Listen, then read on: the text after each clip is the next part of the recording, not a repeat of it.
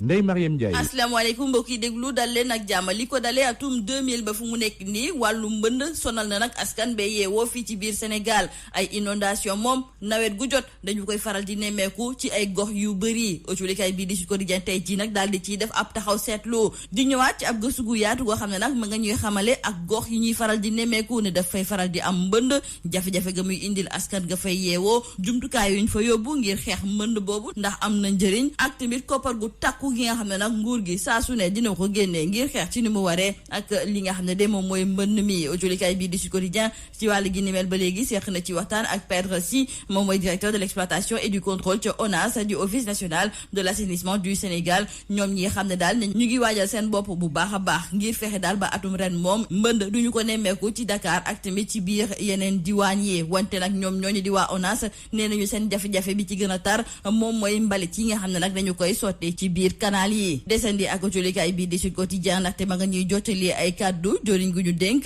wàllu jàngale bu kawe bi di Cheikh Oumar Anne moom mi nekkoon ganub émission bi di objection fii ci biir rajo Sud FM foofu la daal di xamle ne jàngale bi ci wàllu jàngale bu kawe bi dina tàmbale ci benn fan ci weeru septembre te ci wàllu gi ni mel dinañu jël matuwaay yi war ngir fexe mu amee ci anam yu jaar yoon moom moomu di Cheikh Oumar Anne te mu jiite woon COUD daal dinay ñëwaat tamit ci plainte ga mu jébbal Pape Alé Niang ak Nafi Ngom Keïta jëmale ko ci rapportu OFNAC moom moomu di Cheikh Oumar Anne di xamle ne dafa bëgg rek ñu indi ay leeral jëmale ko ci wàllu gi ni mel autolikaay bi di 24 heures ñoom it ñu ngay ñëwaat ci kàddu yi nga xam ne joriñ gi di Cheikh Oumar Anne moom la daal di fësal jëmale ko nag ci jàngale bi tàmbaliwaat ci wàllu université yi di xamle ne ci benn fan ci weeru septembre lañ ko fas yéene amale te it bépp jumtukaay ak i matuwaay yoo xam ne nag soxla nañ ko ci daal ñoom ci seen wàllu bopp dinañ ko fa indi ba mu daal di doy 24 heures ba léegi di ñëwaat ci saaga yu métti yi nga xam ne moom la ñu nemmeeku ne ci njaxteelu ay bés bi dégg nañ ko nag mu daal di génnee ci ay gémminu Moustapha Cissé Lo autolikaay bi di 24 heures ne moom nag di Cissé Lo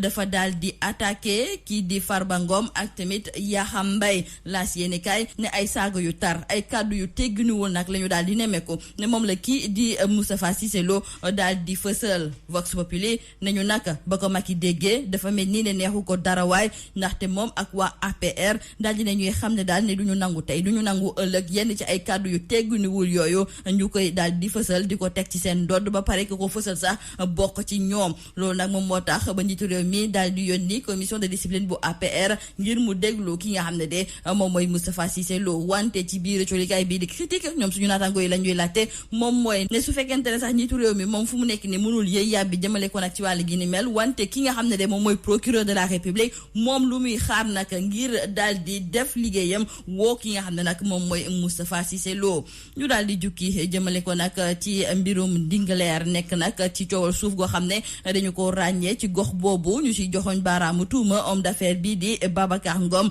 bu Sedima wante tey jiw colikaay bi di Dakar Times la mu gis moom mooy ne la xew foofu yëpp dañu ko waxul te it dafa am ñoo xam ne dañoo bëgg a jaxase xelu sénégalais yi ndaxte su fekkente ne nag nangu nañu suñu suuf daal ñeneen ñu jógee ca bitim réew di ko ñëw di ko caxat-caxate ak di si def lu leen neex kon nag bu fekkente ne am na benn doomu réewum Sénégal bu nekk fii ci mim réew bi bu fekk baax fii ci mim réew su fekkente ne nag dafa bëgg a jëfandikoo suuf soosu ngir mën cee indi ay xëy pour askan bi kon kay neneen la ñu waroon a doxalee ba léegi ci wàllu coowal suuf fële nga xam ne moom mooy ca yeen colikaay bii di waa Grand Place moo ñuy xamal ne maire ba ko jiite ñoo ngi koy joxoñ baaraamu tuuma di xam ne moom it dafa bëgg a caxat-caxatee suuf sa nga xam ne moom moo nekk ci colline sacrée bi colikaay bi di l'info daal di seq waxtaan tey ak Bédi Agne moom moo jiite CNP di kuréel bi nga xam ne rek dafa ëmb ay njiitu kërub liggéeykaay moom nag di ñëwaat ci jafe-jafe yi nga xam ne yenn ci ay kërub liggéeykaay ñu ngi koy jànkonteel ak mbas bi di coronavirus dañuy desandi ba léegi sax ci xayma yi nga xam ne moom la ñu nemmeeku ci ñaxteelu ay bés bi jëmale ko nag ci wàllu mbas mi wante la ca gën a yéeme